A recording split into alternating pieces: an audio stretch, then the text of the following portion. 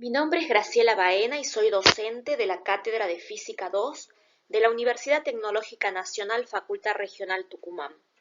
Continuamos con la resolución de los ejercicios de los trabajos prácticos. En este caso vamos a trabajar con el trabajo práctico número 5. El tema es capacitores. Comencemos con la resolución de nuestro primer problema paso a paso. El enunciado plantea lo siguiente. Las placas de un condensador tienen un área de 0,0340 metros cuadrados y una separación de aire de 2 milímetros. La diferencia de potencial entre las placas es de 200 volt. ¿Cuál es la capacitancia y cuál es la intensidad del campo eléctrico entre las placas? ¿Cuánta carga hay en cada placa? Recordemos que para iniciar con la resolución de un problema, tenemos que ver cuáles son los datos que me provee el enunciado. En nuestro caso, conocemos el área de las placas, ya que es un condensador o un capacitor de placas paralelas. Conocemos la distancia de separación entre ellas, conocemos la diferencia de potencial y lo que queremos saber o lo que queremos investigar es la capacitancia, la intensidad del campo eléctrico entre las placas y la carga de cada una de las placas. Recordemos que la capacitancia C de un capacitor está definida como la razón entre la carga y la diferencia de potencial. Cuanto mayor es la capacitancia de un capacitor, mayor será la magnitud Q de la carga en el conductor de cierta diferencia de potencial dada y por lo tanto mayor será la cantidad de energía almacenada. El valor de la capacitancia solo depende de la forma y el tamaño de los conductores, así como de la naturaleza del material aislante que hay entre ellos.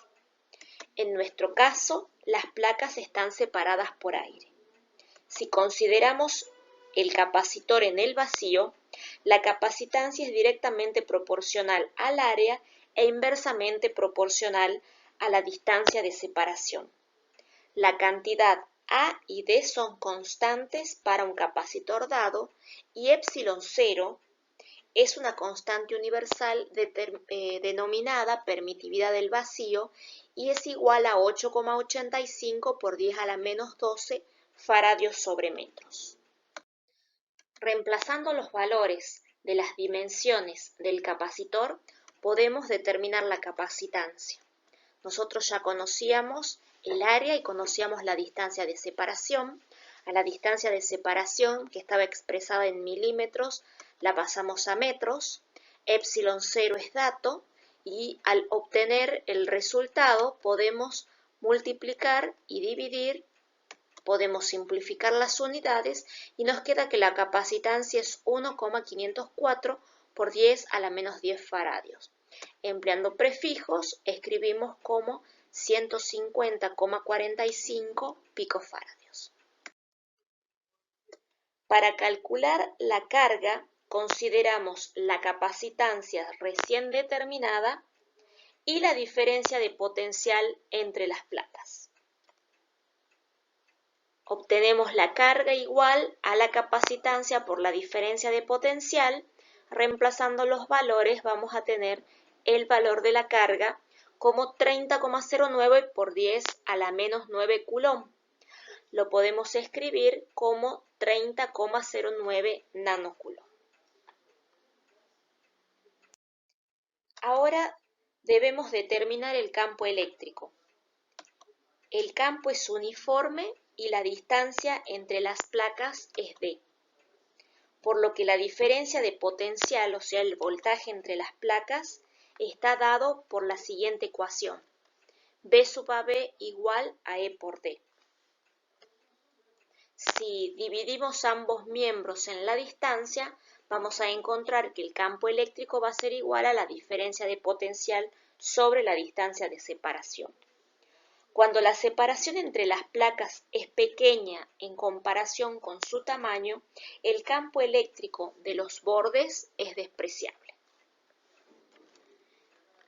Si reemplazamos con los valores que ya conocemos, podemos obtener el valor del campo eléctrico. En nuestro caso va a ser 100 kV sobre metros.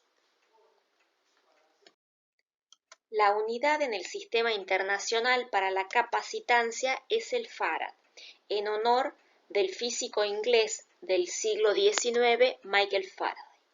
De acuerdo con la ecuación de capacitancia, un farad es igual a un coulomb por volt.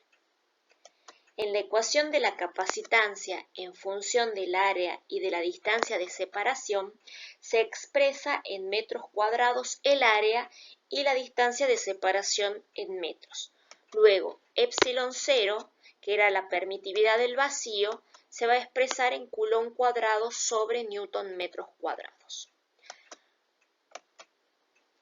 Un newton por metro era un joule era un volt por coulomb.